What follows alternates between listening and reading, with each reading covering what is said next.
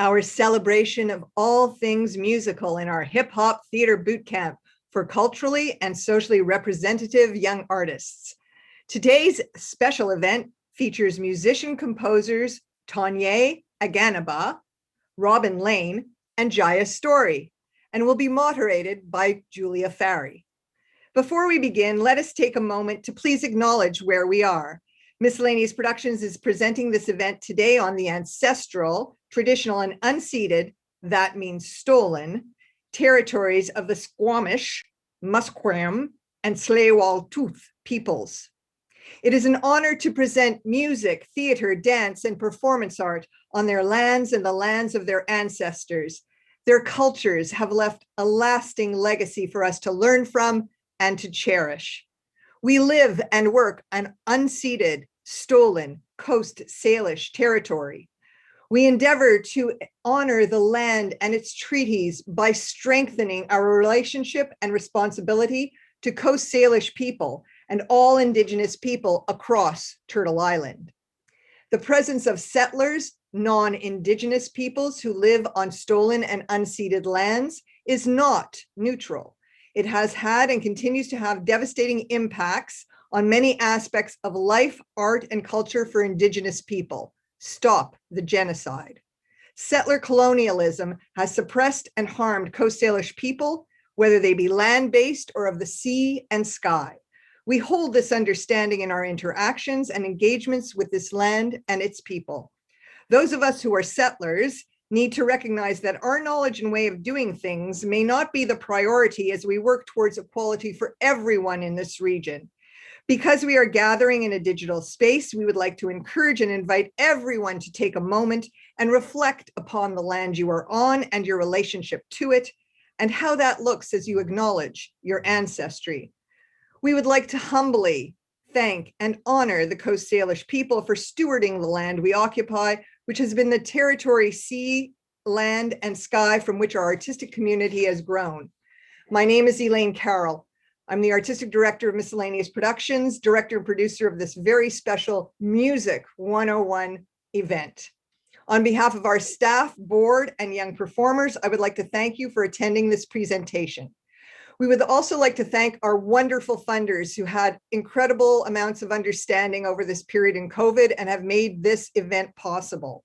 Canada Council for the Arts, BC Creative, Creative BC, BC Arts Council, BC Gaming, City of Vancouver Arts and Culture, Vancouver Foundation, and many generous individuals. We would like to thank and send out our love to our main community partner, the Dance Center. Thanks so much to the exceptionally talented people working behind the scenes, including our volunteer board of directors and absolutely fantastic professional team. Miscellaneous Productions, we believe all youth have a right to the highest quality, comprehensive professional training in the performing arts, regardless of cultural background, income level, or experience. And now, I would like to introduce our community support worker, Alex Denard, who will present our group agreement for the very special event tonight, and our moderator for this evening's very special event, Julia Farry. Thank you. Thank you so much, Elaine. For tonight, our group agreement is, we ask that all of you participating in today's event respect our anti-harassment policy. We request that attendees refrain from harassment of any sort, including, but not limited to, visuals or images of any kind, language, comments, or questions that are of a racist, homophobic, sexist, sexual, or threatening nature. This includes actions that disrupt or interfere in any way with other attendees or presenters' ability to participate. We do not tolerate harassment of any kind and will immediately disconnect and block any offenders from today's workshop. Thank you so much. We're very excited, and I'd like to introduce Julia Farry, who's going to be moderating today's event. All right. Hello. Thank you so much, Alex, for the agreement and setting the tone for the community, and to Elaine for that reflective acknowledgement and introduction. Now I have the wonderful pleasure of introducing you all to our lovely panelists. So coming into you live with Zoom, we have Tanya Aganaba, a multidisciplinary artist, musician, and performer who expresses a fluid style, or at least very non-binary, and they weave playful threads of soulful, neo-folk, funk, hip-hop, and R&B. They are a steadfast fixture in their local arts community and are a passionate and political being. Tanya, would you like to elaborate on your journey as a musician? Hey there.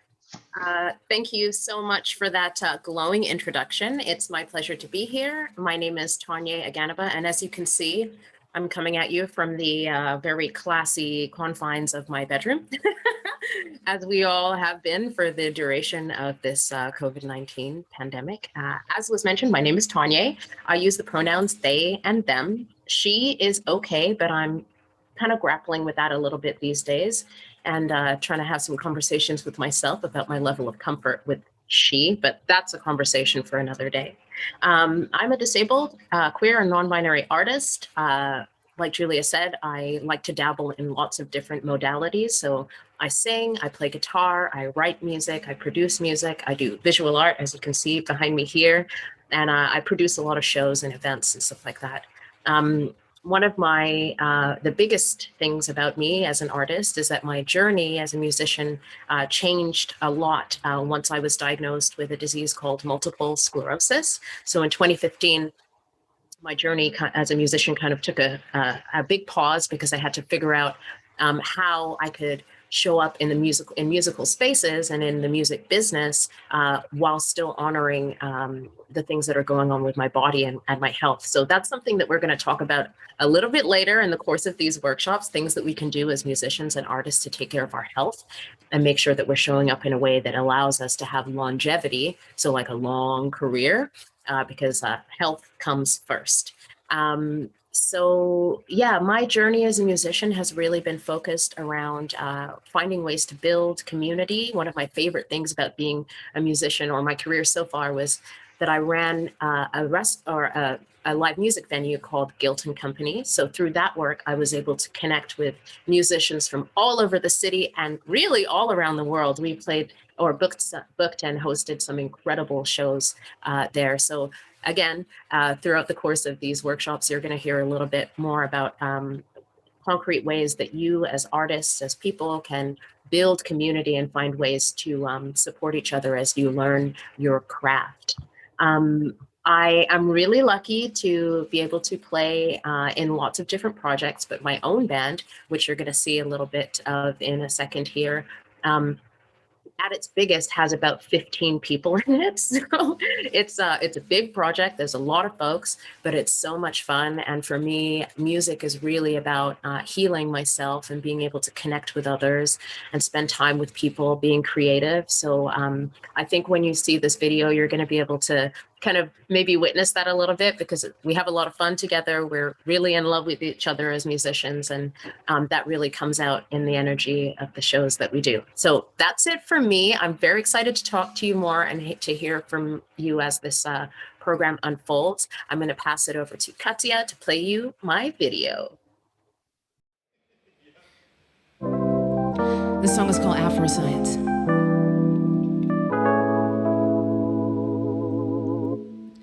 All futures rely on its science, believe me, yeah. I keep checking the sky for the signs that can deceive me, yeah. I keep checking the time, cause it's flying and it's bleeding out, bleeding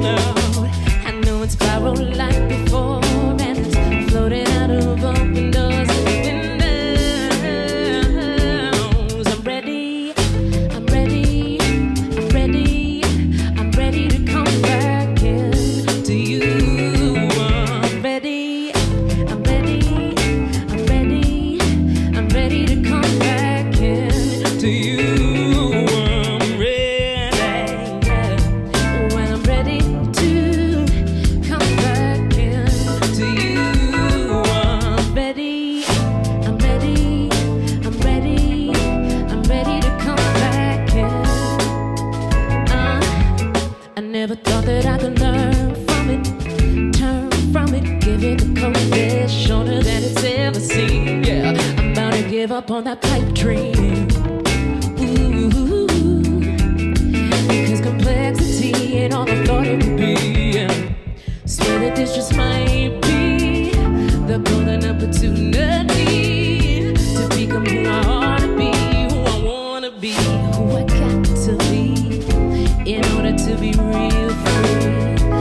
Oh, I'm ready, I'm ready, I'm ready, I'm ready to come back in. I'm ready, I'm ready, to come back in, to come back in. Yeah.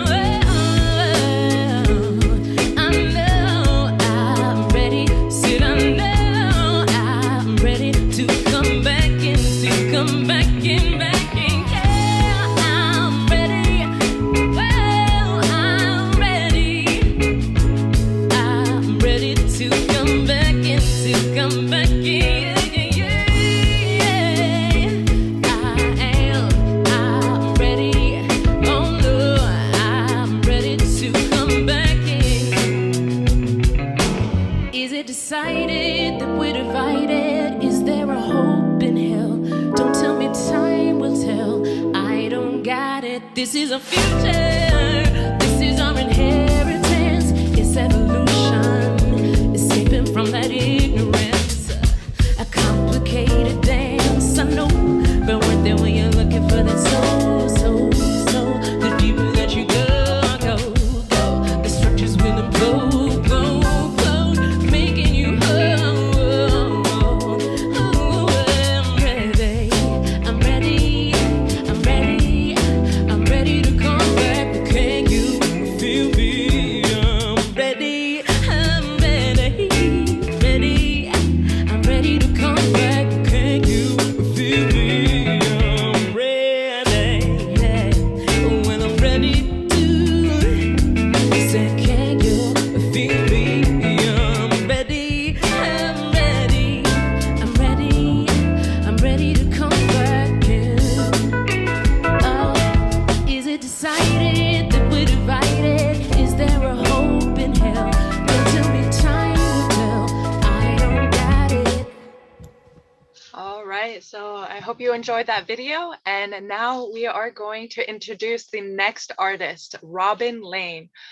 He is trained in jazz, Latin, and pop percussion, and Robin has studied rhythm all over the globe. I saw Cuba in there and I was like, ooh. Robin flows in the festival circuit in around BC and is collaborating with a wide spectrum of folk and world artists. Those artists include Kike Escamilla, the Paper Boys, Don Roberts, and Celso Machado, just to name a few. Robin, would you like to tell us more about yourself? I would absolutely love to. Thank you, Julia. Thanks for the lovely introduction. Always a pleasure to be here in the virtual world and sharing a little bit of the journey. So yeah, it's been kind of a wild ride. Making music a career is certainly not a straightforward path. And you know, there's been plenty of bumps and dips along the way, and also so many incredible moments. So I wouldn't trade the journey for anything. I was one of those kids who didn't necessarily be like, I for sure want to play music, you know? And if I think about it, how I first got into music, I think it was just, I thought, hey, maybe I should play a musical instrument. My older brother was playing a musical instrument. I thought, let's try it out. Started on the drum set, and I just got hooked. I got hooked on rhythm, and then from there, it just continued. So I think, you know, that kind of path, my teacher at the time was studying at UVic, studying classical music, and so he introduced me to the xylophone and marimba, and from there, you know, the journey kind of just continued. So I started as a kind of more a classical musician, I would say, and then I shifted in my teens. I got into salsa dancing, fell in love with the Latin rhythms, and started studying congas. And then that eventually led me to study down in LA at the LA Music Academy, which was both a very uplifting and at times kind of depressing experience because you're surrounded by like the best of the best, and you see where the bar is and you see how far you have to get to get there. And I think overall it was a more inspiring experience. And I think largely thanks to my teachers. One quote from a teacher of mine there, a fellow named Jerry Steinholtz, who's no longer with us. He passed away about 10 years ago. But he taught a whole generation of percussionists in LA. Some of the folks that you probably heard on film, TV, and on lots of soundtracks. And he said, I remember I'd been there for maybe a couple of months or something, and he said, hey man, he was very like kind of just in your face a little bit, but in a good way. He said, hey man, did you just come here to mess around? Or do you want to be a player? Like, do you want to be a musician? Do you want to, that's what I mean by being a player. Do you want to be someone who plays music for a living? And he's like, I think you can do it, but you got to get serious. And so I think that not that I wasn't serious before, but I think that quote, and also his faith in me to say, hey, here's the bar. I think you can get there, but you got to work at it. I think that kind of stuck with me, and it's something. I'm a little more of the soft love than the tough love in my teaching, but but that quote stuck with me. And yeah, so it's that kind of idea, I think. And one of the things that I love about music and rhythm is just that it does bring people together. And the first video I'm going to share with you is very much that. It's a multicultural group that I've been playing with for over a decade. And we all met at a place in Kits called the Chai Gallery, which on Wednesday nights used to have these awesome music jams. And you could just go, they'd have this wonderful buffet, you'd eat all this incredible food, and you'd meet some new musicians, you'd jam with some musicians you already played with.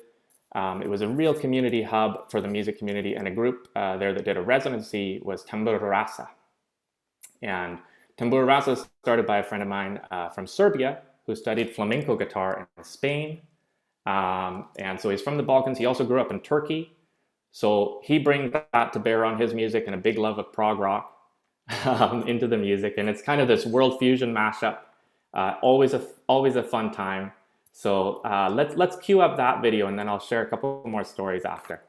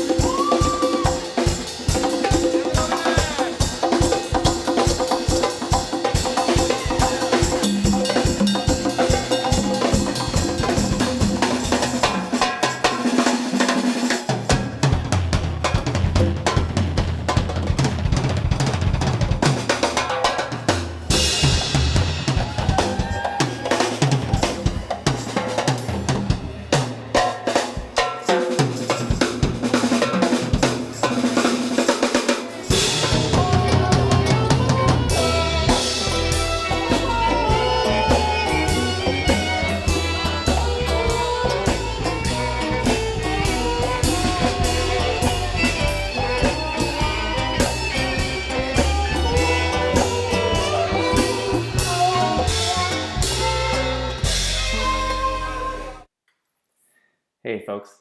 I hope you enjoyed that. So I just wanted to share another little story or two here with you.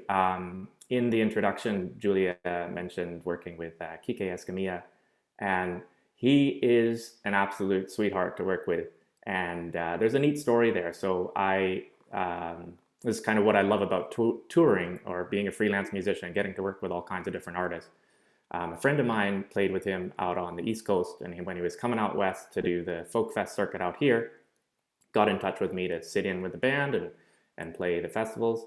So we had a wonderful time playing folk fests and playing, a lot of the bigger BC folk fests. And then through another band that I've been working with for a long time, Locarno, I'd already been introduced to the marimba tradition that exists in Mexico, specifically in Chiapas.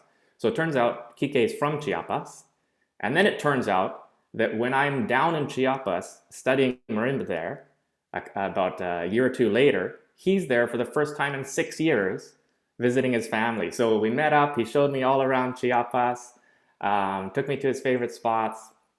And yeah, just one of those kind of small world, big world of the music scene, which is, you never know who knows someone else, and suddenly you've got a friend from a distant place. So that's one of the things that I love the most about music, and I've been fortunate to get to work with lots of folks from lots of different parts of the world, and even for a little bit ran a festival called the Vancouver World Music Festival that brought people together and celebrated the local community as well as bringing in artists from around the world. So I'll just close with a video of my band. And so part of sort of the journey with marimba is, it's an ancient instrument, but there's lots of room for new traditions within it. So that's what I've been trying to do over the last, couple decades. And it's been an up and down journey. And thanks to my friends, especially when I started this project a number of years ago, who were willing to say, hey, we'll come play with you at Café du Soleil and make very little money because it's a new project. And I'm like, yeah, I can't really afford to pay you because it's a new project, but do you want to play? So, and I think reaching out to your friends is always a good way to get started. And we'll talk more about that later and how to start a band and things like that in later workshops. But let's just close with this video of us playing live at Gilton Co.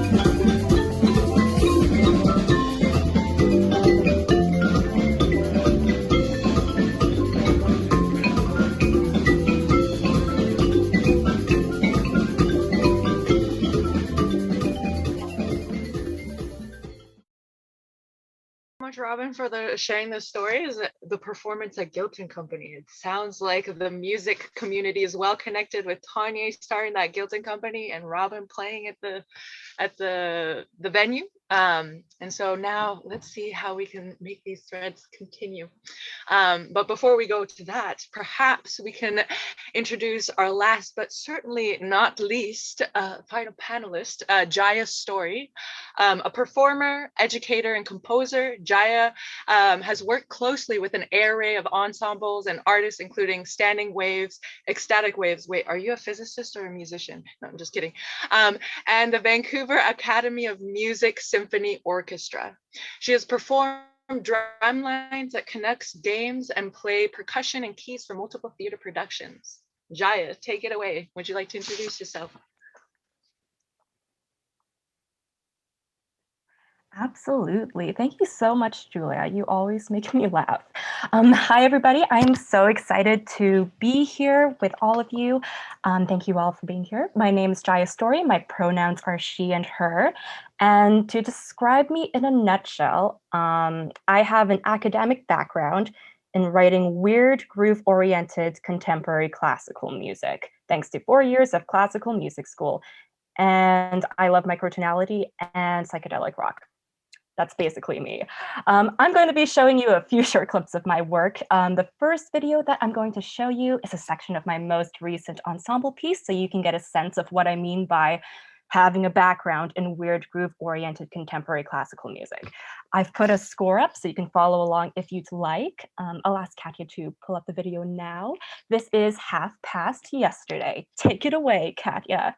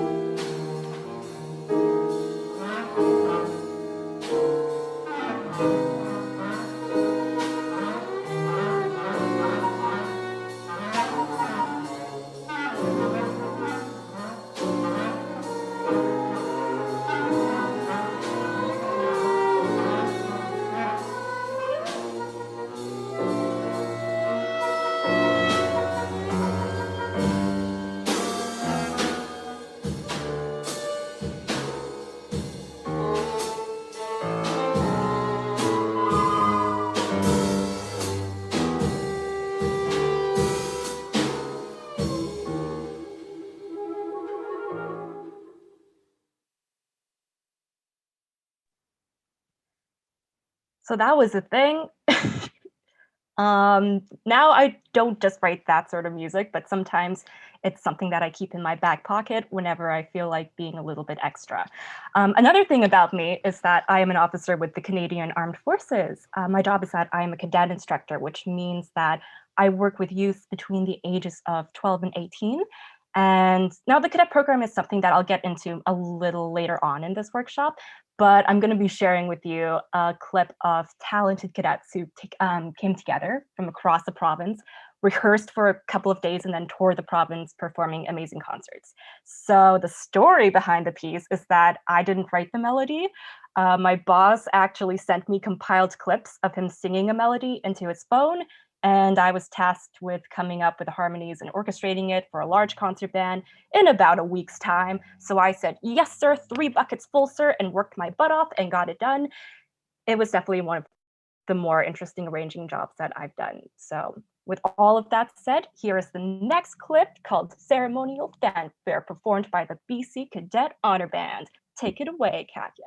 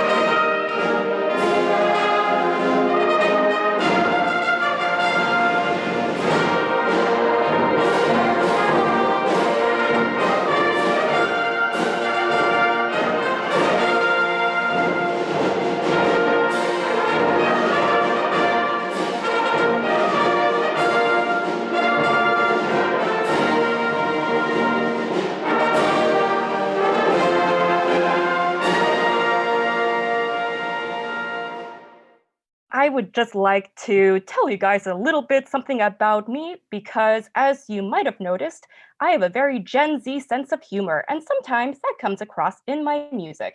So this final clip, if there is one clip left, which I think there is, I hope so, contains a drum and stereo electronics piece that was commissioned by the performing drummer, Chris Flaber. It's a 3-movement piece with an environmental theme, and we're just listening to one movement here, don't worry. It's pretty short. And when he told me that it had stereo electronics, let me tell you, my inner Gen Z meme lord came out, and I approached this with the mindset that I wanted it to be reminiscent of a YouTube poop video. So after the piece, there's just going to be an extra tag on at the end, just some examples of some other things that I do.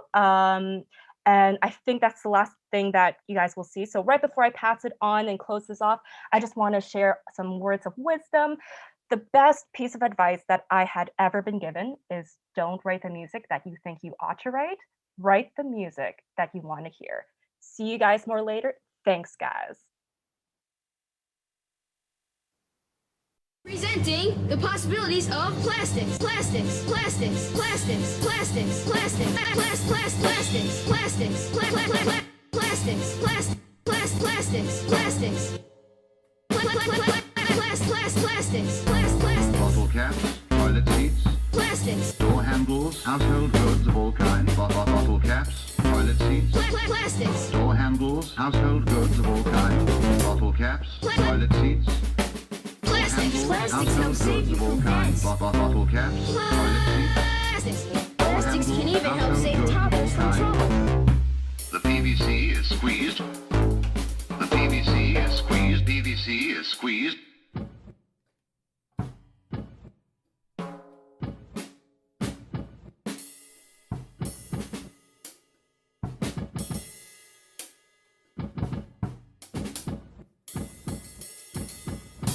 Hear that whisper? That's Tupperware's airtight promise to keep foods flavor fresh.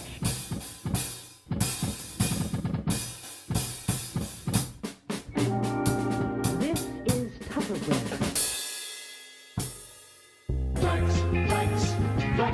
Elastic plastic man. Elastic plastic man. Elastic plastic man. Elastic plastic man. Elastic. Elastic. Elastic plastic man. Elastic plastic man. Elastic plastic man.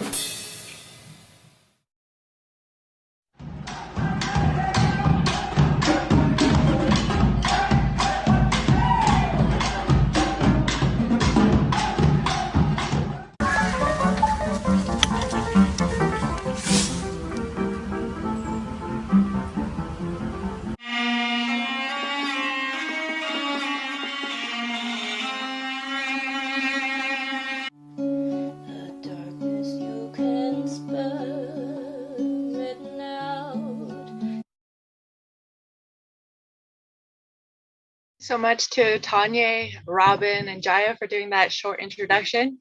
Wow, what a cool group of musicians that we have gathered on this panel today. It's such an honor to be able to be in conversation with you from before and to this moment now, and for the next couple of workshops to come. So I'm sure that the audience have a lot of questions to ask you all. So what's going to happen next is that we're going to have a 2-minute break. During that time, dear audience, if you want to send your lovely burning questions, or I mean, just questions in general, whichever, into the Facebook chat, just clickety clack. And after, we will come back from the break and we will take some time to answer some of those questions. So see you in 2 minutes. So welcome back, everyone. I hope that you were able to ask some questions or do a stretch or drink some water. We will be starting our Q&A now, and we have some really good questions already. So the first question that I'd like to ask is, or that the audience would like to ask, and I'm just the channel for these questions. What is needed to be serious in the music industry? Let's start with Tanya, if you'd like to speak to this question. Thank you for this great question. And I think that what's needed to be serious in the music industry is what's needed to be serious or taken seriously at everything. And I think that's about 10,000 hours of dedicated practice. They say that for you to become an expert at anything, it takes 10,000 hours of committed time and effort and energy towards that task. And by the end of that 10,000 hours, you'll be at the very least proficient at the thing that you're trying to do. So for me, I think it really comes down to just like waking up every day and practicing your craft. Maybe not every day, let's be real. I don't practice my craft every single day, but like making a commitment to being an active participant in the thing that you want to do, and focusing at least, a portion of your day every day to making that come true. So I guess in terms of jazz musicians, it would be "See You in the Shed." Am I right? Yeah. Robin, would you like to speak to this question as well? Yeah, I would love to. I'd absolutely agree with everything that Tanya said. Just putting in the hours, putting in the time is a huge, huge piece of it. And another thing that I always like to think about too is just like in any other job or profession, your professionalism around the job, making sure to show up on time, making sure to have your parts learned before you arrive at rehearsal. The more that you do your homework in advance, then when you get that call and you show up and you're prepared, word gets around, right? And then the next person down the road is like, hey, that person's going to learn their material, so let's get them. And remember that your personality is a huge part of being serious as well, which is like, don't get too serious, because music should be fun. and touring with people who are too serious is not that fun.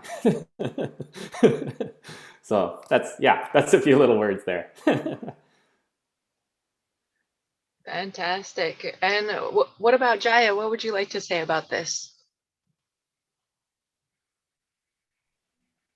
Hi. Oh man, I agree with everything that Robin and Tanya said. I don't know what much there is to add. I want to second, especially what Robin said about having yourself prepared for things, because people notice. For example, if you have a band rehearsal and you can have things prepared beforehand, like learn things by ear, have chords written down for yourself, little cheat sheets. You'll never know who else is going to need it. There's always that one person who's going to steal it off of you. Other than that, I believe that the other two basically covered everything. So yeah, thanks. Awesome. Well, maybe it's not cheating, but more collaboration. Who knows? Well, thank you so much for your beautiful answers and for being so honest with the fact that you got to put in your work. And there's another great question from the audience. What is the best advice you've received as an independent musician? I'll start with Robin on this one. Go ahead. Wow, that's a big question. What's the best advice? I think, the best advice is really just to be true to yourself, and to also know, like, a lot of the music that I do is not mainstream, and I'm not trying for it to be mainstream. So it's also knowing, like, what is music to you, right? And what is success to you? I think kind of identifying those things as an artist and as a musician will help you on your journey, because there's lots of examples of success around us. And oftentimes there's lots of pressure from family or people who aren't musicians who might have an idea of what success looks like. And I think it's important to know what success looks like to yourself. Because you probably are all successful right now, right? And sometimes you don't know till later. When you look back, you're like, hey, that was pretty cool. So there you go. I guess that's it for me. Thank you, Robin. I'll send it over to Jaya now. Thanks, Julia. So I guess I kind of already answered this earlier on, but I guess I'll dive into it a bit more. So it was actually my professor who told me, don't write the music that you think you ought to write the music that you want to hear. And the reason why he said that to me was because, oh man, when you go through contemporary music school or even just music school in general, you know, you usually go in, if it's for composition like it was for me, you usually go in probably not already wanting to write music like Schoenberg or Shostakovich. You're probably wanting to write music like John Williams, right? So you go through a lot of changes in music school. And throughout those changes, you get a lot of people telling you that you should be writing music a certain way.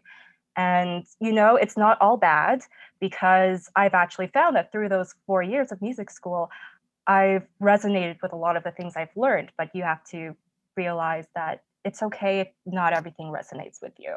And so that's the biggest takeaway for me. It's still something that helps me even now and something that I'm still working on. So thanks so much for the question. Wonderful. Those are beautiful answers. Tanya, would you like to take it away from here? Yes, thank you. I love this question so much. I think the biggest thing, the biggest piece, not biggest, but the best and most powerful piece of advice that I've been given is actually a quote from an artist, also a scholar and activist named Tony Cade Bambera. And I really love the way that they have been able over the course of their long history and history of writing and organizing to kind of cement this idea that art and creativity is always tied to our movements for justice. So when you see people in the streets at protests, they have signs that have art on them, or there are songs that like you tie to a moment in time. Like I think back to 2008, which feels like 100,000 years ago now, but there were lots of protests that were going on at that time. And there were specific songs that really, whenever I hear them, I just remember being in the streets with thousands of people and people just agitating and growing and learning together. So to me, this piece of advice, like I said, is this quote, and it's the role of the artist to make the revolution irresistible.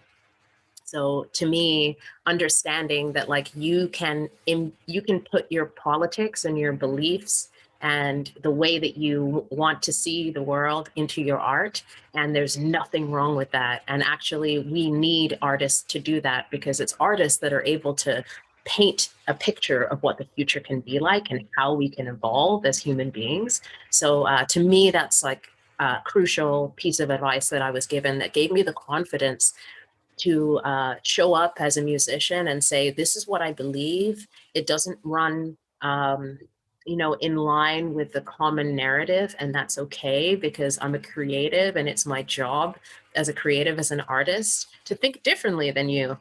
I can't think like you do, otherwise I wouldn't be an artist. I'd just be like a corporate bigwig, right? So yeah, if I can, I hope that that quote will stick with you and that you will learn a little bit more about Tony, Toni, Cade, Cade, Bambara, Bambara. Check them out, read their work, and be a revolutionary artist. Wow, that was very inspiring, and it made me think of something that someone told me about music before, where it's time. It's something music decorates time. So it sounds like you're decorating time in the way that you want to. So that's amazing and beautiful. The last question that I'm going to ask is going to be a quick one. It's more of like a logistical question. So for someone who doesn't have access to musical instruments in school, what are the best ways to learn about and access music? Jaya, do you want to go first? Yes, absolutely. Thank you. Ooh, yeah, that's a hard situation to be in. There are options depending on where you're at. One of those options that I'll talk a bit more about later is sometimes you have these programs such as the cadet program where they do have these activities like band practice, and sometimes they're in a position where they can actually lend you those instruments for free. If you're in a position to rent instruments, I guess that's also an option. But I'm not too sure about other options, so I'm going to pass this one on to somebody else. Yes. Yeah, maybe we can ask Tanya about this one. Go ahead. Hey, thank you for this question. So yeah, like Jaya mentioned, that is a tough situation to be in. If you're in a city like the one that we're in, so-called Vancouver, there are programs that operate inside of schools and outside of schools that you can access to kind of get access to musical instruments. But one of the things that I would recommend is there are lots of free programs and platforms that you can kind of connect with that allow you to use your keyboard, if you have access to a computer, as a keyboard. So you could start learning the basics of music production using a keyboard if you don't have access to instruments, or you could use it to kind of figure out the like music theory and stuff like that. The other thing that I would recommend is there are other programs. I'm thinking of, I can't remember the name of it right now, which is super annoying, but I will make sure that it gets into the resources for you.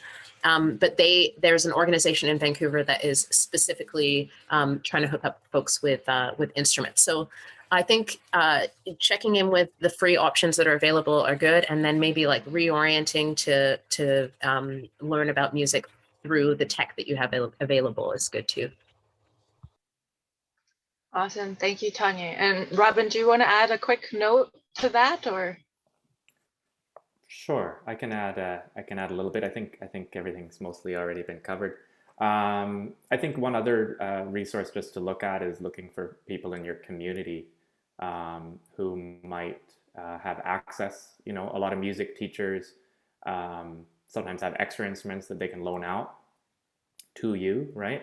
And also, you know, a lot of music teachers are sometimes willing to offer subsidized lessons, or, you know, if you're a really keen student, I know folks who've ended up getting free lessons because they're like, hey, we really like teaching you, we don't care, it's fine, right? So there are some avenues for that as well, just to keep in mind. Yeah. All right, so that concludes our section of the Q&A. Thank you so much for all of the lovely insight from very like diverse experiences, and yeah, so much inspiration. And so I guess from here, we're going to move on to another section of our workshop, which is about education of music. So as many of you displayed with all of the wisdom that you have dawned upon us, there's a lot of wisdom in music itself, but how do we engage with that? How do we tap into that wisdom? And so it seems like we can do it from a post-secondary institutional track, which sounds like Jaya, you're quite familiar with, but there's all other ways of doing it. So before we dive into each of the musicians' personal experience with music education, I'd like to pass off the mic to Elaine to speak a little bit to the post-secondary track and how that would look like for some musicians out there watching right now. Hi, folks. I've just done a really bit of quick research. If you are in the Vancouver, BC area, I see here that the Vancouver Public Library loans out some instruments. There's an organization, I'm not sure if it's still around, called Instruments Beyond Borders, that I think is a local, and they also lend out instruments. The Vancouver Academy of Music now has a program where they're lending out instruments. And if you want to come after we're all vaccinated, we're going to be, Miscellaneous Productions will be doing a new show, and Robin Lane will be teaching marimba for that particular project, and we'll be bringing in both Jaya and Tanya also to work with the young people on our next big show. And that is, of course, contingent on when we're all vaccinated, because we work out of the dance center and the studios aren't terribly big there. I just wanted to add a few more things in terms of what our extremely wonderful guests just said. I agree with them wholeheartedly. It's the quality of your practice. You can practice and practice mindlessly. Sometimes that can work, but if you really want it to take, it's been my experience watching young people learn music and new musicians, even if they're older, coming to music. I know many people who started playing music in their 40s and 50s. The quality of the practice is important. Self-discipline. I know it's something that we don't like to talk about, but for music, it is important. You have to not only dedicate yourself to the art of music, you have to dedicate yourself to the craft of music. In terms of post-secondary, I always encourage young people to apply to every school out there that they can think of. And then when you see who's going to shortlist you, who wants your portfolio, who wants your demo reels, then if a few schools accept you in, you can make a decision based on economy. You know, what kind of scholarships are they going to offer you? What kind of bursaries are you going to get? So it's a big decision, and I wouldn't make any decisions quickly. I would really sit down with somebody you trust, if you know a professional musician that you trust, and have them guide you, you know, because there's a lot of questions to ask before post-secondary. I would also encourage people who are in secondary school, high school, if they're looking at careers in music, it kind of is important to do well in school because that can open up a whole bunch of scholarships for you. The higher your marks, the more scholarships are available to you. And that was the way I went to theater school many, many years ago. And I would encourage you to really seek all the possibilities out there for yourselves. Thank you. Thank you so much for the insight, Elaine, and definitely quality of practice is super important. And if I may just chime in really quick about music, is that if you find a group of friends that really likes music, it will push you forward so far as well. So don't forget to invest into your relationships because those are going to be so important for you in the future. And so from there, we are going to have another 2-minute break, just to like relax a little bit and kind of grab a drink perhaps. But we're going to dabble further into the question of how to engage with the wisdom of music and in what form. How do we educate ourselves so that we can play music the way that we want to? So grab some water, do a dance, maybe strum a chord, and we will be back in 2 minutes. See you all later, or see you all soon. All right, everybody. I would like to invite you all back. For those who got sucked into the fretboard or maybe the keyboard, please come back because we got some juicy topics about education that we're going to discuss. So we're going to have a little bit of a roundtable. So people are going to, from the panel, are just going to have a conversation about education.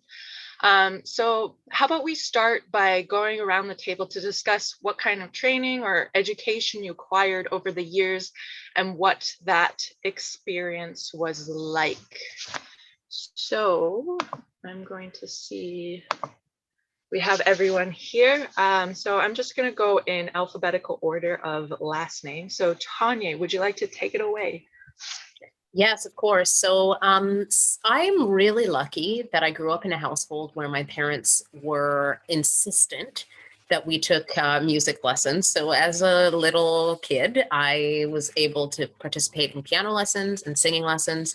Then I got to a point in my teenage years where I was like, I want to sing heavy metal. I don't want to be an opera singer. So I quit piano lessons and I quit theory, and I picked up an electric guitar and I joined a band. And my parents were very worried for me, and they thought the devil had gotten a hold of my soul and all of that nonsense. So for me, because I chose to kind of extricate myself from the classical track of training, a lot of the experience that I have is just from connecting with other musicians and learning in community. But some of the tools and and resources that I've been able to access that have helped me along the way are things that are available for free. So for me as a young guitarist, learning how to play guitar, I took advantage of free resources like Fender has an online guitar program that you can participate in, or tools like Chordy or Ultimate Guitar, where you can find all of the sheet music and play along tracks for all the songs that you want to learn. So, taking guitar lessons or taking singing lessons is something that's great if you have access to that. But if you don't, like at the time, nobody wanted to let me take lessons in how to scream. There are certain things that you can find online that will help you. I'm just going to pull up my notes here real quick because I'm going to forget something. So the other thing that I use to help me as an educational tool is finding access to like free programs and DAWs that exist in the world. We'll kind of talk about this a little bit later as we start talking about tech and tools, but there are programs that go along with that you can take for free that will help you to understand like the technical aspects of music. So there's lots of resources. It does take a little bit of creative thinking, but luckily we here at Music 101 have put together a bunch of incredible resources for you. So you'll be able to go through those. I'm going to pass it on to the next person. So continuing on, thank you so much, Tanya. So continue on in the alphabetical order. Robin, would you like to go? Sure. Yeah. So as I mentioned earlier in the intro, my background was classical growing up, but also like rock drum set. However, I didn't really end up playing in any bands. So the drum set kind of faded a little bit away because you kind of got to play in bands in order for the drum set to really make a lot of sense. So after classical, I was homeschooled growing up as well. So I had a lot of time to practice. And basically that was, as a teenager, that's all I did. I would practice for hours and hours and hours. And then my teachers kind of left the city around when I was 16 or 17. And I kind of was floating a little bit musically, a little bit like, what do I do next? I wasn't 100% sure that classical was the route I wanted to go. The technique was awesome and served me really, really well over my career, and knowing how to read music and being well-versed in that. But I kind of wanted to, I think, get into playing more rhythm section stuff and playing in bands. And so I ended up going to a wonderful conference in Nashville called the Percussive Arts Society Convention, which is this, you get like 4,000 drummers from around the world, and you get these huge expo with like all the coolest equipment, and you get to see just the most inspiring people. Big inspiration for me was a woman, Keiko Abe, who's one of the heroes of marimba in Japan. And she's a very petite, probably, I think she was probably around 60 at the time. She's just a dancer on the instrument. So she's playing a massive 5-octave marimba, just dancing around. And I'd sort of been floating around at that time. Luckily, my parents were supportive and kind of encouraged me to say, hey, why don't you go a little bit further with this? So that's in the end, that's what led me to go to LA, where I was studying like contemporary kind of playing percussion in a pop setting, learning about Latin music, learning about jazz. And then when I came back to Canada, I ended up going to BCC because my old teacher, Dr. Sal Ferreras, was teaching there. And there I connected as well with a wonderful conga player named Jack Duncan, who introduced me to folks in Cuba, where he's been studying for about 25 years. So after I graduated from BCC, I got the chance to go study in Cuba, which was wonderful and a complete sort of like difference from being in music school to suddenly being just studying one-on-one on a rooftop in Santiago, and you're getting this personal experience. And it spoke to me, like I would get stuck in my head sometimes, like I can do that, but I'm kind of a dancer at heart too. So if I get too stuck in my head, it doesn't work. And I always remember, like with singing especially, taking a couple lessons with a strumbero, which is like a folkloric style in Cuba. And he just opened up my voice in a way where I'd sort of felt closed down a little bit in music school, because I was like, I don't know, sight singing, reading notes on a page and singing them. It kind of freaked me out. So So there, so from then I think for me that kind of opened my eyes to, okay, I could continue down the education route, but I was kind of more drawn to just going and studying with folks of different traditions. So I've also been to Guinea and Mali and studied with some wonderful drummers there. Because you get the when you get the cultural like piece that is attached to the music that you're learning a bit of, you understand it so much more, or it's just richer. And so all those things then kind of speak into your own education. And it's neat to learn kind of different ways where it's just more call and response based and more just, I'm playing it, now you play it, right? And so in my own teaching, that's what I do a lot of, because a lot of the students that I work with don't have instruments at home to practice. So we learn a lot more just by rote, and then eventually maybe add in reading music. Yeah. Is that the question? Did I answer the question? Yeah, definitely. That was beautifully in depth. Jaya, would you like to speak to this as well? Absolutely. Thank you so much. So I was having flashbacks while listening to Robin explaining his background, because we actually have a lot in common. He was homeschooled, I was homeschooled. He's a percussionist, I'm a percussionist. He had a lot of scary times with oral skills, so did I. That stuff is horrifying. But so I'm going to actually talk about two things. So this is going to be a little longer. The first thing I'm going to talk about is the cadet program, and I'm going to go into music and education as a post-secondary thing a little bit after that. So I've been talking about the cadet program a lot. I've made you listen to cadets playing my music. What is the cadet program? Okay, let me tell you. The cadet program is a free program for youths between the ages of 12 and 18. It is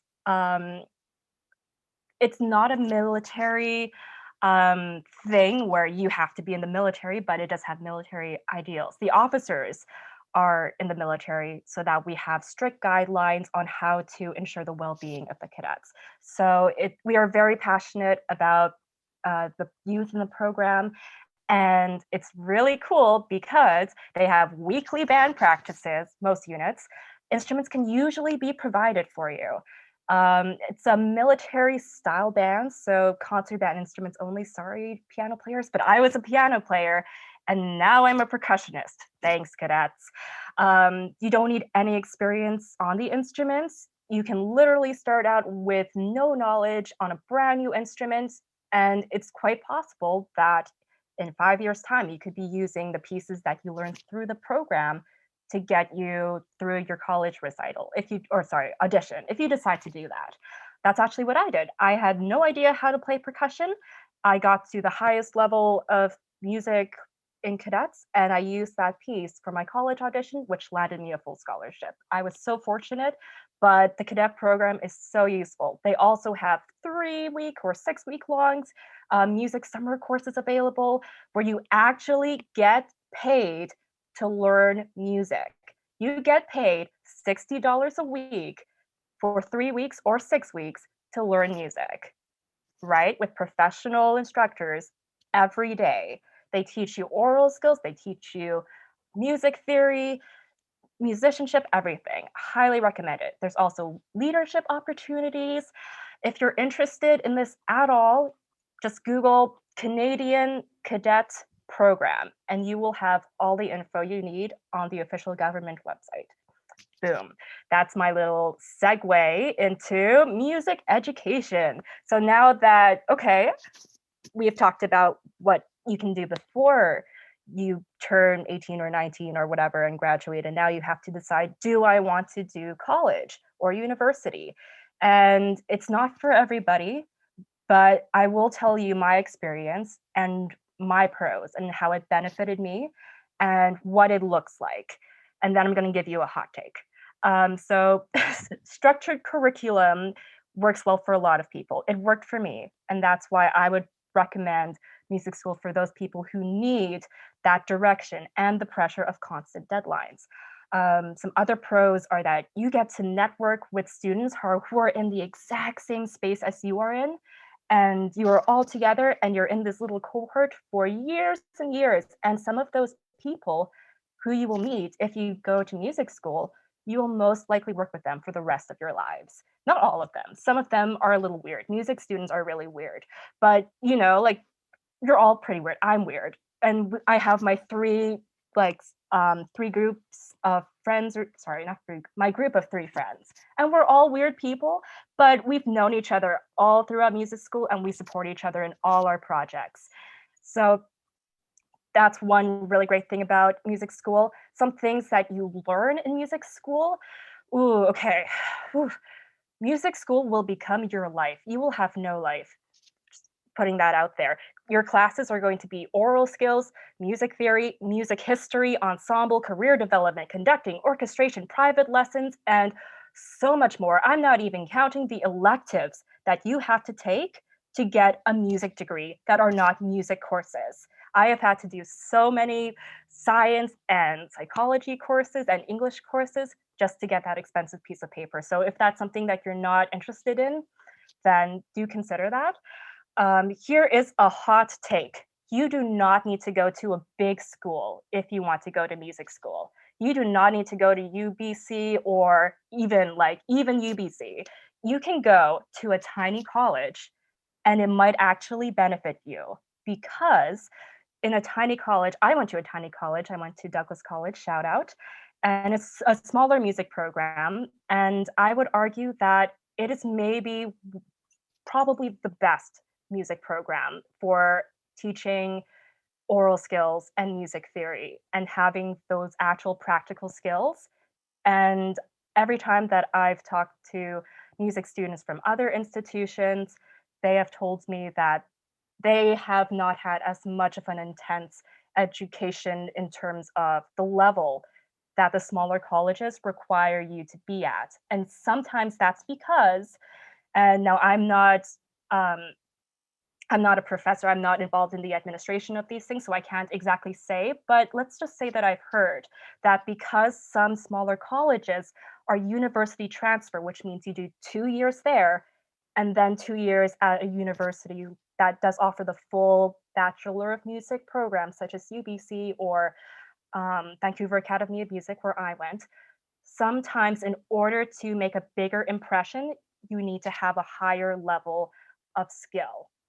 So that's one reason why I've heard that it's a little more intense in smaller institutions. And it's also great because you get a lot more one-on-one with the professors. You get to really know them. I'm still really close with my professors because I've had that small community. You might not get that at UBC, but again, I'm not a UBC alumni. So not to I'm mentioning UBC because that's where I am locally, but wherever you are, it could be UVic or any big university. I'm not saying it's a bad option. I know so many people who have gone to big universities and have benefited from it greatly, but cost is always an issue for a lot of people. And so I just wanted to put this out there.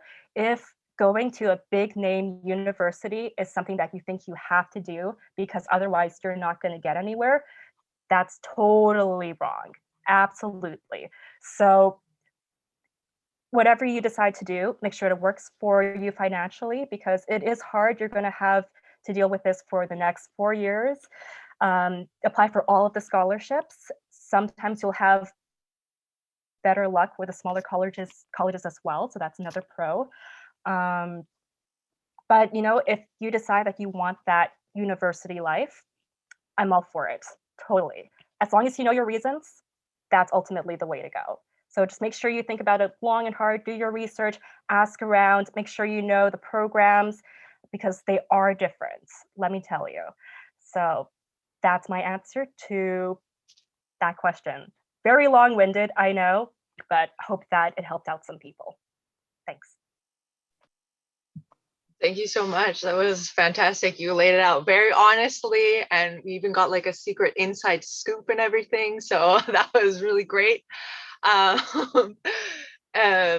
I guess, yeah, if I could lean a little bit more on the topic that everyone seemed to touch up on about kind of learning in different like group settings. I guess, well, one thing that maybe is secretly like for me is that like support. It sounds like a lot of you got support from your parents, but where were the other places that you got support, and what was that experience like? Because I feel like maybe this might be something that would help with education as well. What do you all think?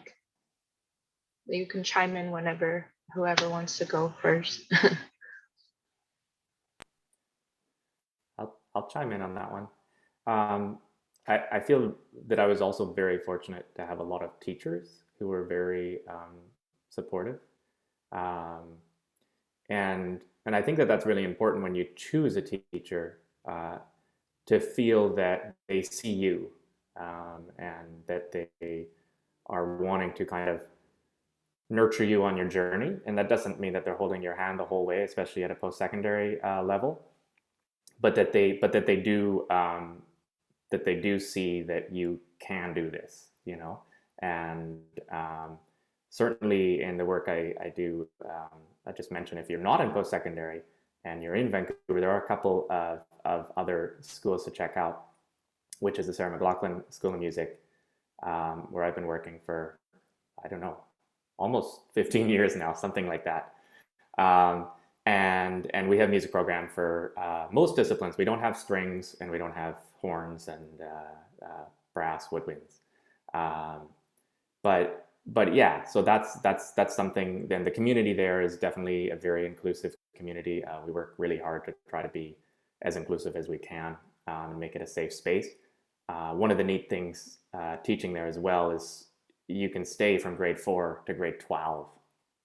So if you get in young, I've had students who've been there for 8 years, and now we've even had a few alumni come back and are teaching at the school, which is really, really neat to see.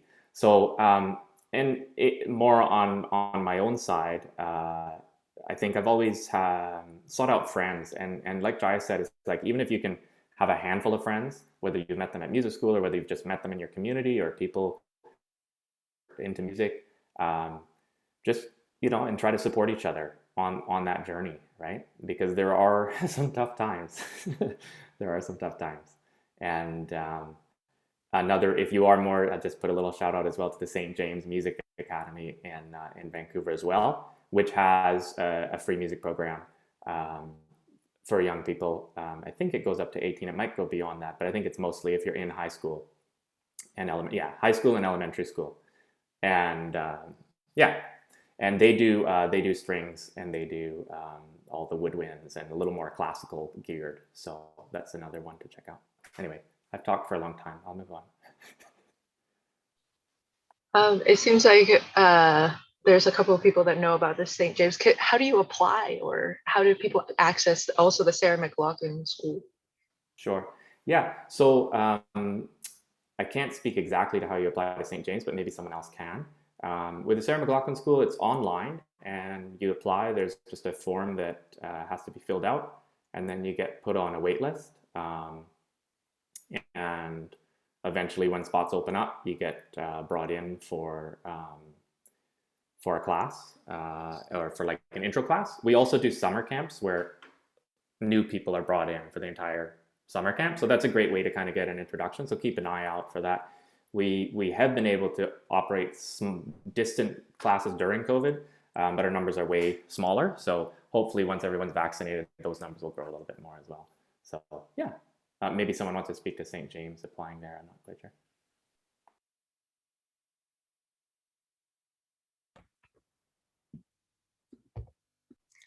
Hi, folks. I can speak a little bit. I'm not an expert in the St. James Music Academy, but I'm a huge fan. They generally take youth as young as 6 and up to 15 years old, because then I swoop down and try to grab their best and brightest for my program. So that's why I know about it. But they're a fantastic group. They're just the greatest group. They're based in the downtown east side, and they tend to serve that geographic community. The Sarah McLachlan Music Outreach only serves the Mount Pleasant area. That's the thing about these smaller independent music schools that offer free classes and instruments to youth, they tend to be more community based. There's nothing wrong with that. There's a music school in Langley, if you live in Langley, that you can get free education when you're a younger person. So that's what I've got to say about the free music program. There are others. There's always music programs in schools. Some are better than others, but if you're super interested in music, you can work the system to get into the school with the best band. You know, I would really do. I've seen quite a few of our youth do that, switch high schools. Van Tech used to have a great music teacher. Unfortunately, he's been promoted up the ranks, a guy named Mark. But when he was there, we had like 10 students at that school because that guy was so great. He was such a great teacher, and he was a community-minded person. So these are all great opportunities. You can research them in your own communities across Canada and internationally. Thank you.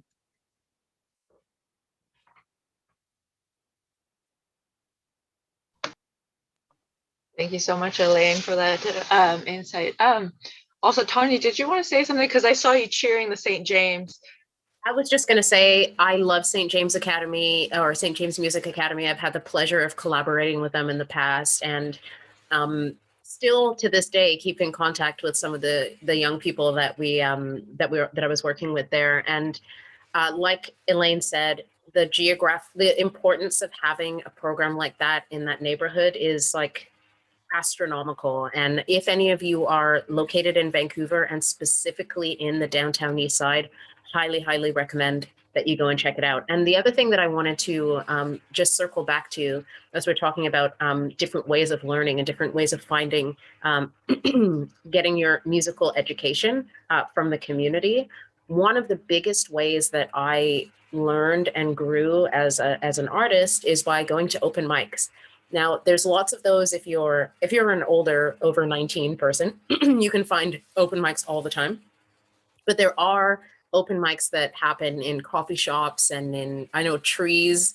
I don't know if Trees survived the pandemic, but there's a place in downtown Vancouver that's a cheesecake restaurant that has open mics all the time. So if you are wanting to like practice your craft or learn from other people, get ideas, open mics are a great way. Also, as a musician, as a singer, because singers have a hard time because you can't do that by yourself, really. Karaoke is a great place to get your chops, get your flex on, figure out what you can do, and find out what kind of genre really suits your voice. That's where I'm not gonna front.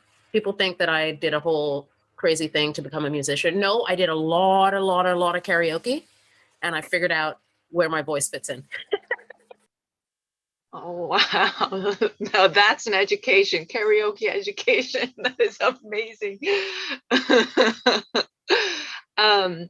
In terms of like learning in the community, then I have a question for you all, because we've been speaking a lot to kind of the youth that are coming into the music scene, but what about the emerging artists? Like, what roles could they take, not only to educate themselves, but maybe to educate everyone together? I don't know, maybe this is just me like showing my like community vibes, but if anyone wants to speak to that, that would be fantastic.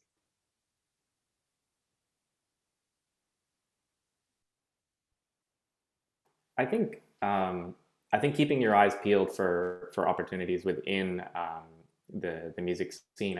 I know Music BC has been doing a lot of showcases for emerging artists, specifically geared to emerging artists. And there's quite a bit of funding, which we'll talk more a little bit about in a later workshop of how to get grants. But there's quite a lot of funding that you can get, especially if you're under a certain age, for emerging artists and for artist development, and for just kind of if you're just starting on your journey. And then, yeah, I think so. Music BC is doing things like that. I know. Real Youth, they might have just closed their applications, but they have applications right now for during COVID. Even if you have an original song, you can apply to do a music video, and they'll kind of help you through that process. Yeah. Cool. Are there any good spots to look for these grants? Like, is there a website or a compilation? Tanya? I see Elaine just wants to slide in, but before you do, Elaine, what I'm going to do is I'm going to say, let me just make sure that I don't get it wrong. There's a website called littledog.ca. And if you go to littledog.ca, you can find every grant across the entire nation for every discipline of every art form that there is. It's updated on a daily basis, and you can go in there and just put in like what kind of grant you want, whether that's travel grant or something to fund your record, or you want to make a comic book or whatever. And they are all kept on that website. So highly recommend littledog.ca.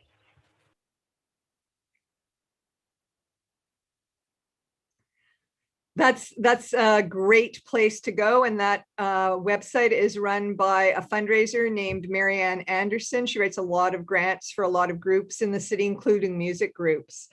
Generally speaking, when we talk about emerging artists, and it changes from year to year, but generally speaking, for BC funding, it is age-based very often, and often it's between 24 and 29. So you can be up to age 24 for some grants and up to age 29 for some BC Arts Council grants for emerging artists specifically.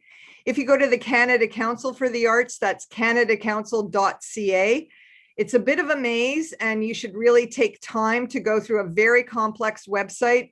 These are national competitions, but I've seen them fund emerging artists up to age 33, 34. So it's different. Sometimes you will get an artist who's made a career, let's say in theater, and then when they're in their 40s, they decide they want to focus on music. They would be technically considered an emerging artist, but again, a lot of the grants for emerging artists are age-based, so it's a little bit more difficult when you're going from discipline to discipline. I've done it myself, and it's a bit of a challenging journey, but worth it. It's worth it. Take the time. Writing grants is all about being strategic. Write from the head, not from the heart. That's my advice. Thank you. Okay, that's a very good advice, because you can get quite personal with the artsy applications. So thank you for that advice. Now we have about 5 minutes left for this roundtable, so you're welcome to choose, but I do have one possible question, a topic that you could possibly touch up on, but if there's anything that you'd like to speak to, please do. So my question, oh yes, Tanya.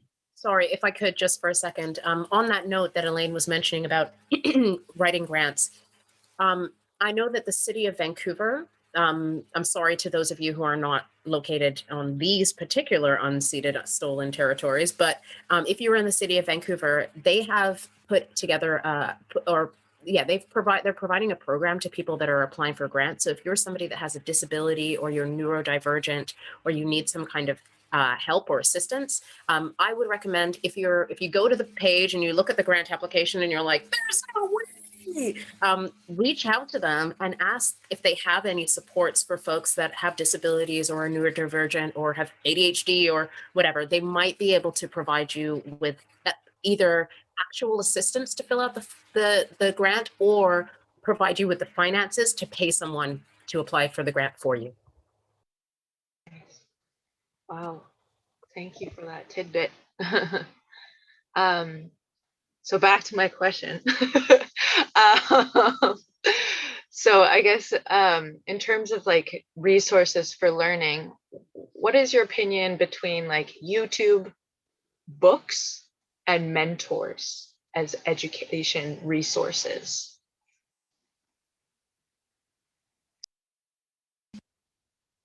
Can I say all of the above?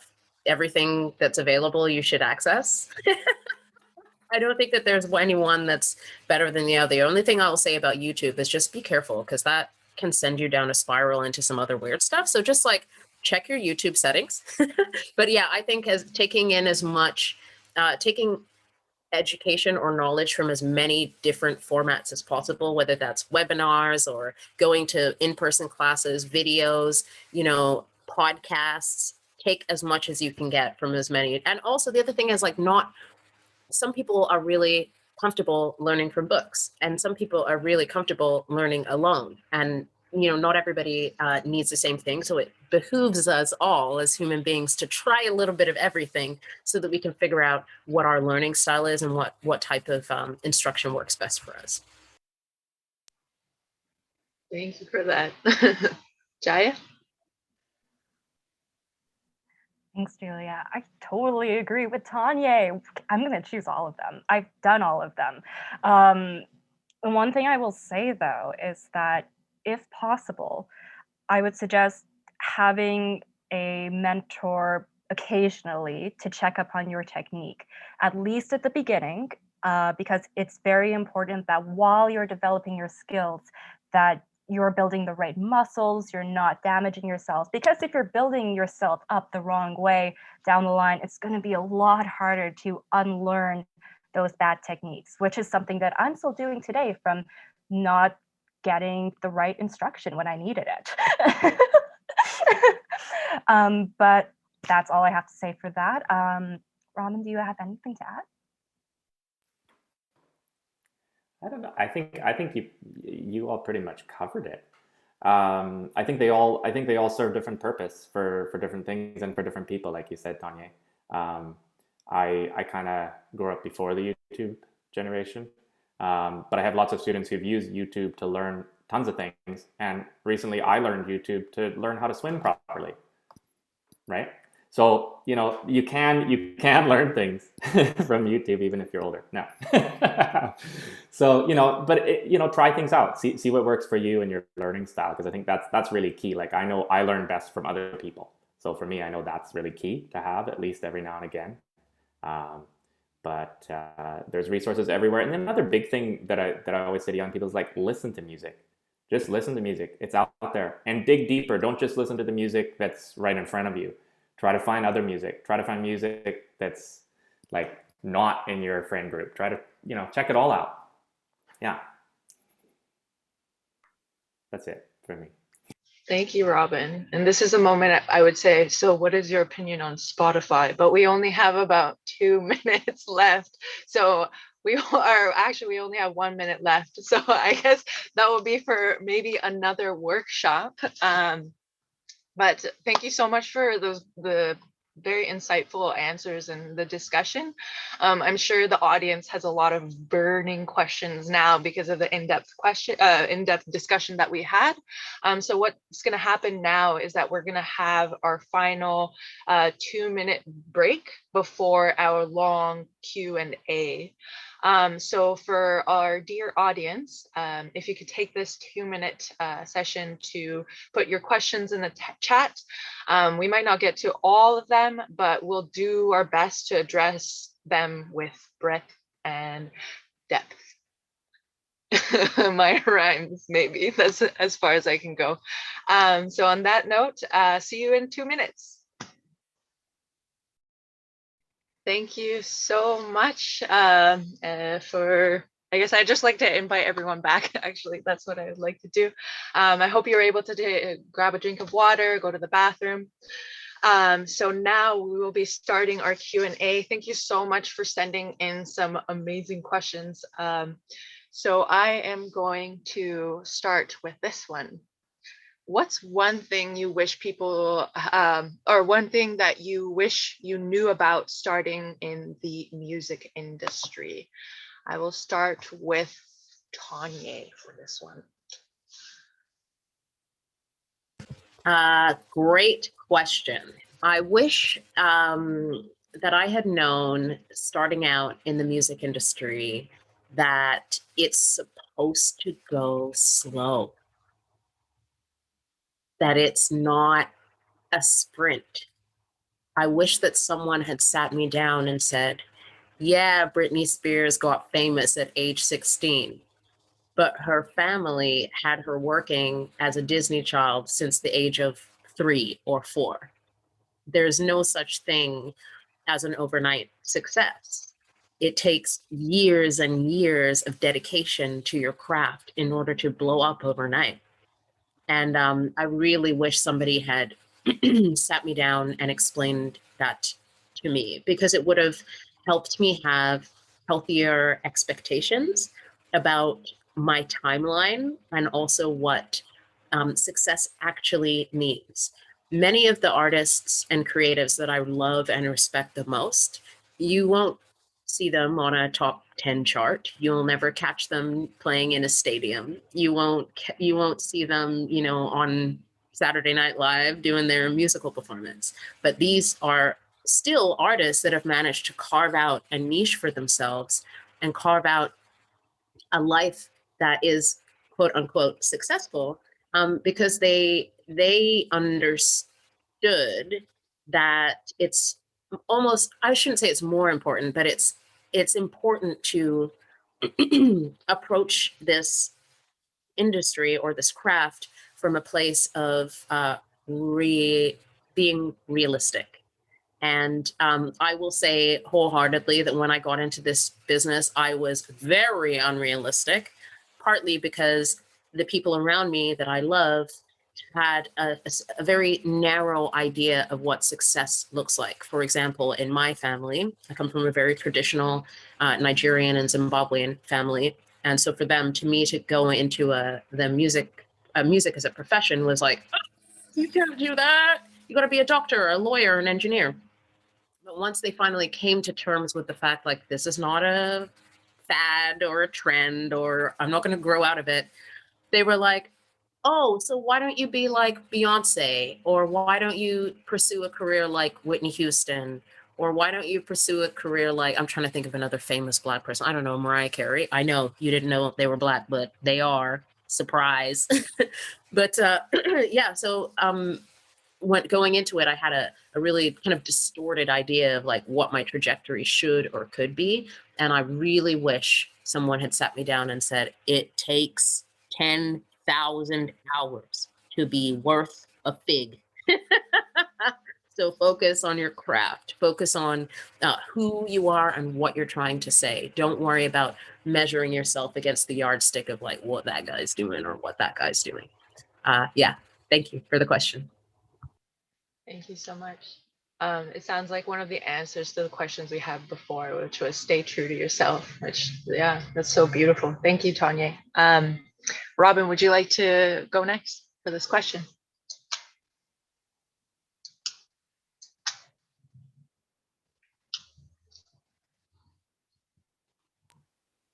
There we go. Okay. Hi.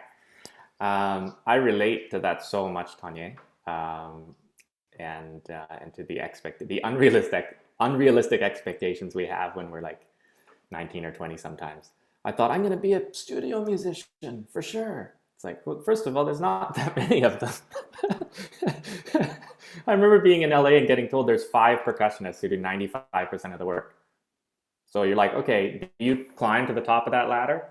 Or, do you realize that you can have a very enjoyable and successful career doing a whole different range of things? And I think one thing that I kind of wish I'd known before was, and sort of a piece of advice I'd pass on is like, if you're comfortable being a little bit broke in your 20s, there's a chance you might be less broke in your 30s. So it's kind of like, do it because you love it. Do it because it fills you up it fills your soul. And then you'll be able to ride out those hard times a little bit easier.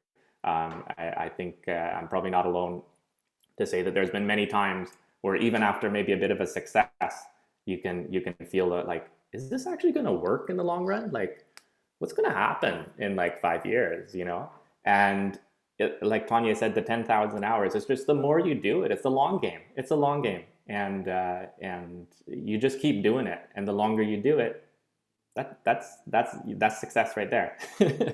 You're still doing it. You're still making art. Yeah. Thanks, Robin. Jaya, would you like to go? Wow. Those were such beautiful answers, and I don't know what to say. Gosh. Well, I want to touch on a little bit what both of them were saying. I resonate completely with everything that everyone said. Oh man, it touches me because it's something that we all go through. You are going to face a lot of discouragement. You are probably going to want to quit by maybe the third or fourth or fifth year into being a professional musician, maybe even before that. I've only just gotten out of music school and I've wanted to quit so many times, but you have to figure out why you're doing it. Would you be happy doing anything else? And you, man, it's I'm trying to say tough and then hard. It's a hard topic to talk about because a lot of it is very personal, the kind of discouragement that you're going to face. And we're going to talk about it more in, I think, our last workshop, because these are some really deep topics. I've had a lot of people say some really nasty things to me for really nasty reasons. And I think, we all go through that in one way or another, sometimes more than other cultures, or depends. Like, I'm not going to talk about it now. That's not part of this. That's a different workshop. So what I wish that I knew was how hard it was going to be, and that you're going to get through it. It's going to be okay because you love doing it and you're doing this for a reason, because you're good at what you do. And if you can, find people to look up to. Like right now, I'm looking up to Tanya and Robin because they've been in this way longer than me, and they're here and they're saying amazing things. So that's what I have to say. Thank you for that amazing, really important question. They're such beautiful answers. Thank you. It's just so inspiring to hear all of your reflections on your journeys. This is a little bit of a turn in terms of questions, but kind of related. How important is touring for your career, and how difficult does it become difficult being away from home and family? Yeah, I don't know if that's something. And also, I guess in COVID times, how does that all play out? Maybe just to add to that. Let's begin with Robert. Hi. I'm just going to get rid of that. There we go. Yeah, touring. I mean, I think touring is very important. If one, if you like doing it, and two, if the music that you're doing can work in lots of different settings and in lots of different venues. I think that there's plenty of cases where ensembles or artists choose not to tour that much. And especially now in the digital age, I think it's less necessary. You can definitely make a career without touring. I think within sort of the work that I've done, touring with bands is kind of the way that we build our fan bases, and building up new markets comes through playing at festivals and having other presenters see you and maybe book you for their series next year. Like, it's all a very long game too. Like, I know when I first started touring, I thought, oh, we got booked for a festival, cool. Like, it's so exciting. And you're like, wow, this is gonna be great. And it is great, but then you realize the way a lot of these circuits work is like 2 years out, 1 or 2 years out, they're planning. So it can be hard sometimes, especially to get onto the circuits that are like better funded or have, so at the beginning, you can definitely do let's just go across Canada, but I don't know if that's the smartest thing in this day and age anymore, right? I think that's it's a lot of gas. It's not great for the environment. You could just stream. I mean, a lot of people are doing that. I haven't been doing much because I became a dad during COVID. So I've actually been enjoying the family time. And I think it will be interesting to tour whenever that happens again, to tour being a dad. And that'll look a little different. I think I'll probably be on the road a little bit less, or be on the road with the family. We've got a camper van, so that makes life a little easier. Yeah, yeah, that's me. I think those are my thoughts for now. Thank you for that. Oh, and congrats on the baby. Jai, would you like to speak to this? Sure, thanks, Julia. Oh man. So I actually don't have too much to say about this because I have not really toured outside of the province of BC. So what I will say though is that I have heard some advice when I was in trying to study conducting because I went through a conducting phase. And one of the things that my teacher said to me was that if you want to become a mom or have a family or settle down, you have to really take that into consideration because you are going to do a lot of traveling. And granted, this was for conducting, but I assume that it also pertains to other things. And yep, that is all my everything. Thank you.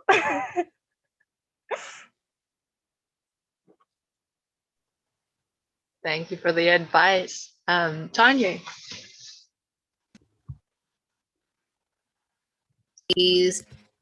Yes. Okay, so a huge part of my life is built around touring. It's been extremely interesting over the course of COVID-19 to think about what this is going to look like when things reopen and when it's safe for us to gather as well. But it's also been, for me, it's been challenging me to think about how necessary, like Robin said, it is to actually engage in the touring aspect of music. It's great if you are well funded, if there's, you know, your transportation is taken care of, if you have a good place to stay and stuff like that. But like I'm going to be real. In your early days as a touring musician, it is not pleasant and you are not making money. I will tell you that right now. You are sleeping on floors. I can't tell you the amount of times that especially when you think about COVID-19 and how we're like not going into people's houses and like hanging out with people. The things that I've done as a touring musician, I would never do today, knowing the things that I know about COVID-19. So in some ways, I think that if you're at a certain point, if you are lucky enough to have an agent that has connections to great rooms, great festivals, and things like that, touring can be great. But in your early days as an artist, I would recommend actually, like, again, like we keep saying, work on the craft, work on your chops, play lots in your community, build up your reputation where you're at, and then, you know, start establishing relationships. As Robin said, the festival scene and the touring scene, really it's about like reaching out to venues, establishing relationships, letting them know what you're doing. And then maybe a year from now or 2 years from now, when they're doing their next festival season, you'll be able to get onto it. But I think that in a lot of ways, COVID-19 has exposed so many inequities within our system, but also exposed so many ways that we've assumed doing things that aren't, they can be rethought. Like, do we have to pile into a vehicle with a bunch of people all breathing the same air, pumping gas into our cars, driving into the middle of nowhere, potentially spreading around COVID-19?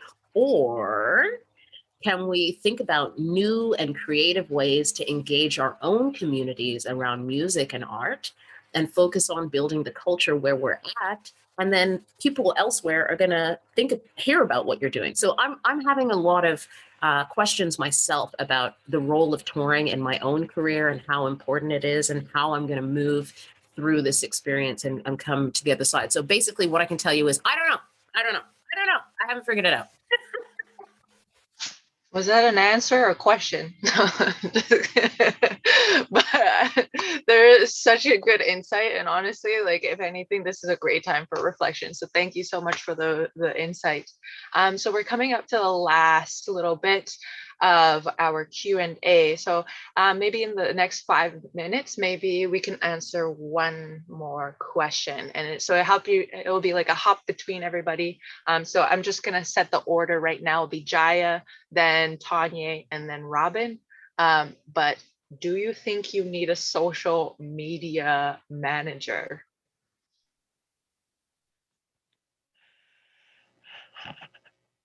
Well, I'm thinking about for me personally, because man, I suck at social media. I think it depends on how good you are at social media. And it's something that we're going to talk about in another workshop by somebody who I hear is a fantastic, amazing social media person. So make sure you stay tuned for that workshop. Um, but I don't actually have a lot to say about this because I don't do my social media that much, but I believe it's an important thing to do. And it's something that I'm actually still working on a little bit for myself. The mediums that I use are a little bit different in terms of um, what I feel resonates with me and where I'm going. However, there are some parts of, do I want to have a Facebook page? Do I want to have an Instagram? It all comes down to what you can manage, really. And if you can do it yourself, great. If not, then whatever. Get a manager. That's what I think.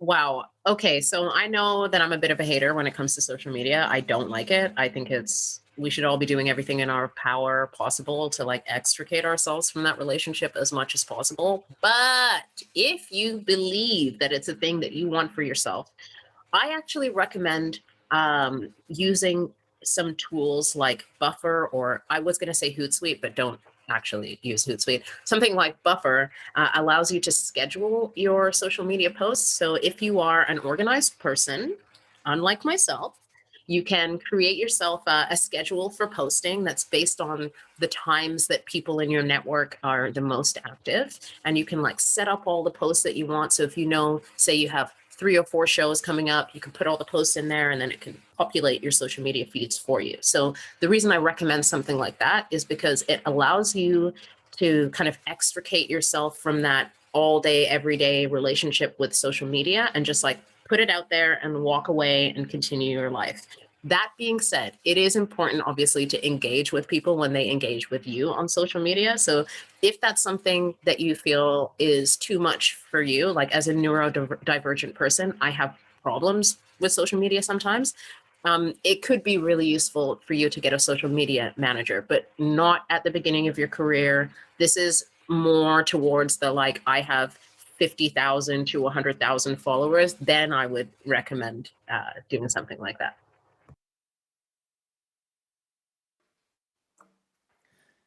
Yeah, I mean, I would agree with Tanya there for sure.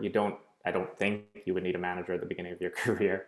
I think that's something you can manage yourself. I also have been having a little bit of a distant relationship with social media over COVID. I think partly through becoming a dad and just realizing I'm like, my time is very limited.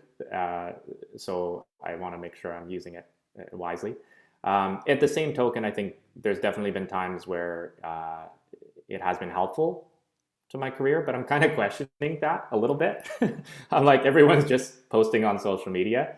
And I think it's sort of back to the like 10,000 hours piece. I think it's like there is a danger sometimes in social media to go for popularity over just doing your art and getting really good at your craft. And we can sometimes spend a lot of hours, I've been guilty of it myself, trying to write that perfect post. And you're like, I could have been practicing for half an hour, right? So just trying to be conscious of like how much time or how you're weighting your time within your values of that. Yeah. Well, thank you so much for that insight. I guess that kind of draw of being in the sea of spectacle, or to actually be in the place that you are at that moment in time. So that's pretty cool. I don't know. Thank you so much for that advice. And I think Elaine would like to speak to this a little bit as well. Well, in terms of any kind of publicity that you're doing for any kind of artistic career, yes, I would do it myself in the early stages of my career, and I would not get consumed by it. I would find the tools like Buffer to help you out. I just want to address a few other things. I'm somebody who loves touring and have always loved touring. And I've stayed in some pretty strange and wonderful places, but it's helped me grow as a human, and it's made my artistic work better. There's nothing like a great mentor. If you find a mentor out there that you can trust and that you love and that you're learning from, that's your person. Go to them. And then in terms of travel, because of a lot of things that have happened across the entertainment industry, there are more mom-friendly options for touring. There's something where we go in and out, like we keep going home after each city. You know, we keep going back so that we're not afraid from, we're not away from our children too much, or from any people we're mentoring or taking care of, or the elders that we care for. So music is an incredible career. It's an incredible life. I've met some incredible musicians. One guy that we worked with some years ago, Ganesh Nandan, who's got a big career in Berlin right now. He trained in Eastern, Western, and Indigenous classical music. And he's become quite a world expert, and he can play hundreds of instruments. I think the more you know, the more work you'll get. Thank you. Thank you so much, Elaine, for those last words. And that wraps up our first workshop, Music 101. Thank you so much to Tanya, Robin, and Jaya for the honest, very raw, and also insightful and beautiful, heartfelt discussion. Knowing that there's such wonderful folks, passionate folks in the music industry, it's so encouraging to think about how it's possible to take on those challenges that might be awaiting those folks going into the music industry. And so finally, I'd like to thank the audience so much for making those mind-opening questions. I feel like I learned so much from your curiosity, so thank you so much. If you liked what you see, Miscellaneous Production has much more planned for you. In fact, we have a full digital season of arts programming, mostly geared to youth and emerging artists, but they're all free and for everybody. So most of them will now be held on Zoom, which means that they will require registration. So check out our website or our Facebook page. So what are the contents of these next workshops coming up? We have 3 more of the Music 101 workshops that will have the lovely musicians that you met tonight. Some topics we will be covering include gaining experience, promotion, distribution, what's an EPK, as well as health and well-being, staying grounded in the music industry. And for all you filmmakers out there or people who love film, we're also hosting an online workshop called Film for Beginners with Anne-Marie Fleming. So if you have those ideas in your head, maybe this workshop is the stepping stone for those ideas to go onto the screen.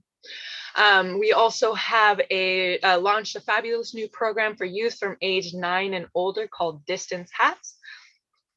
And it's another series of fun-filled free workshops conducted as part of the creation of our next program, which is going to be a work of theater called Plague, which we will launch in 2022 to 2023.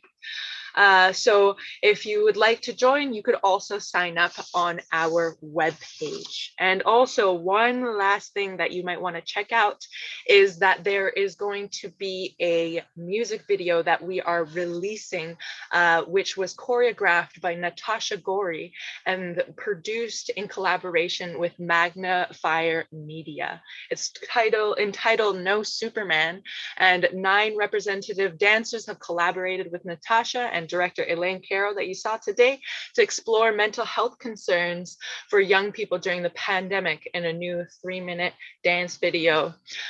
So the music is by Natasha Fecko, a musician who worked in collaboration with Miscellaneous Productions for a song that was featured in a theatrical production called Away with Home.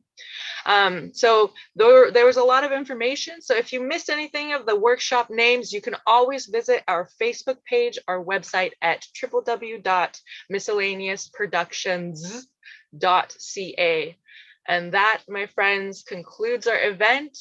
Thank you, musicians, the Miscellaneous Production team, and the fantastic tech team in the back, and to you, lovely audience. Good night.